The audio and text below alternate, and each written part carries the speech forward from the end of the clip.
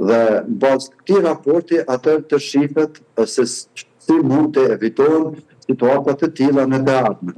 Janë dy mundësi. E para ka rezultuar që ndryshimi i ligjit vitin 2025 për zgjedhjet e përgjithshme do të thotë futja e 10 kandidatëve në një listë ka rezultuar që është e paqëlluar për shkak se kalon hapësirë të mjaftueshme për të manipuluar me vota.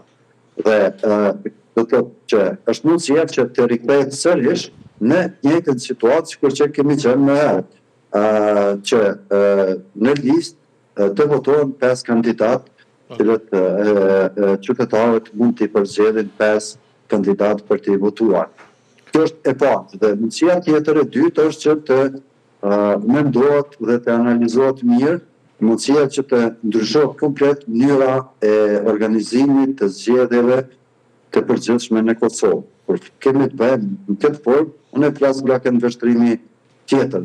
Të ndryshohet ligji dhe të kemi një ligj me zona 0, do të thotë me të ndarë në regione dhe